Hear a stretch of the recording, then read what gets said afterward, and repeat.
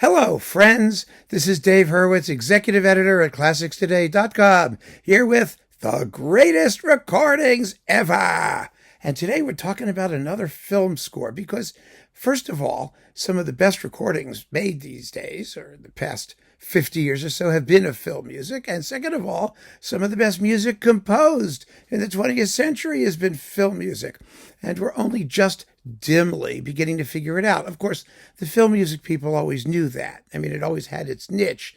But I'm talking about the classical music people who are so loath to open the door to great music that comes from other avenues.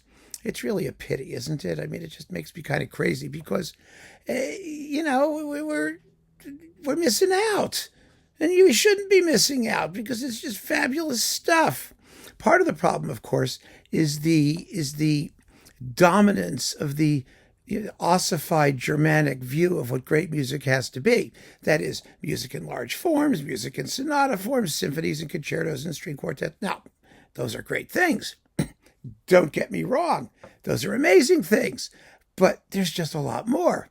And there are other types of music that operate by other criteria. They're not going to be, masterpieces of counterpoint normally.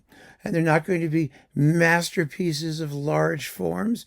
I remember I had a conversation with Andre Previn, actually, at one point, and I asked him, I said, you did such splendid film music. There was Elmer Gantry and other things, and you worked in Hollywood all those years. And of course, he was desperate to get out because it was tough.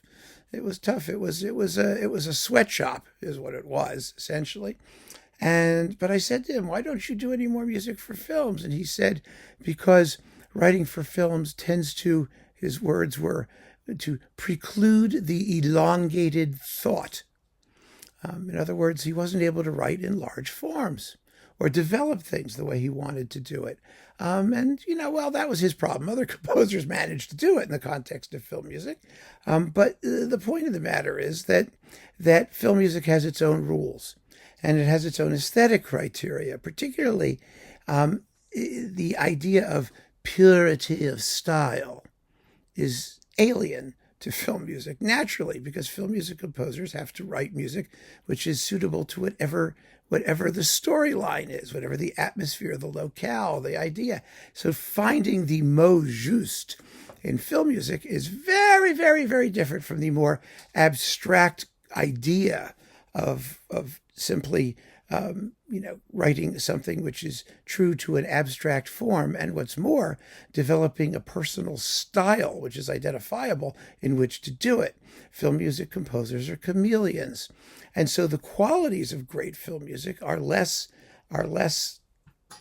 what we normally apply to the classics than versatility and melodic ability to write something that you hear and you go, that's it, right away, which is one of the greatest gifts in all of music, but one of the most difficult ones to define in simple aesthetic terms, and also identifying or creating a personal style that you can tell is yours from one film to the next.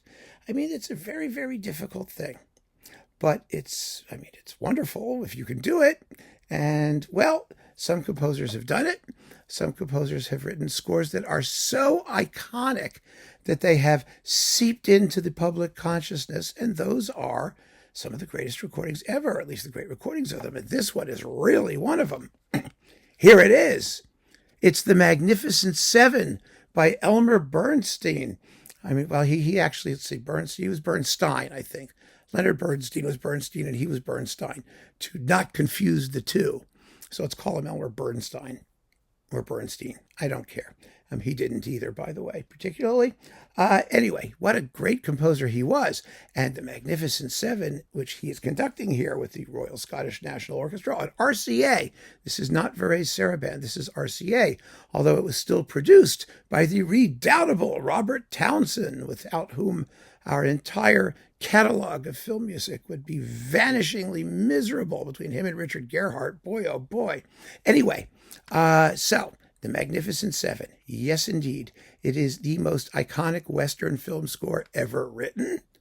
Obviously, it has survived all the vicissitudes of fortune, despite being, co-opted as the Marlboro cigarette commercial in the 1960s. That's how most of us heard it. Most of us never saw The Magnificent Seven, or didn't see it until later. It was a great movie, by the way. It's of course a remake of Seven Samurai, by the great Japanese director Kurosawa. And oh my goodness, they're both great movies. They really are.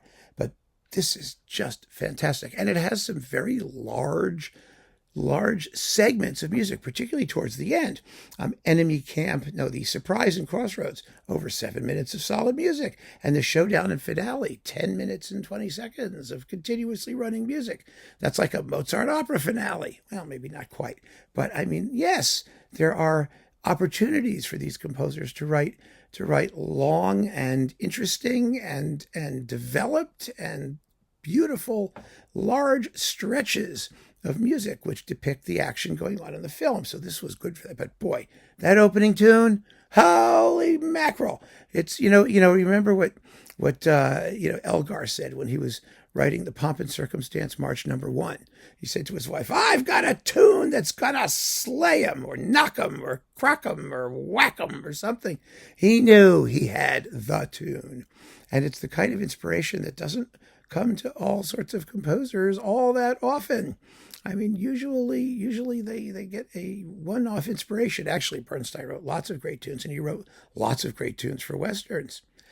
So this is not only an iconic film score, it is unquestionably one of the greatest film scores ever for its medium, and one of the great pieces of American music from the 20th century.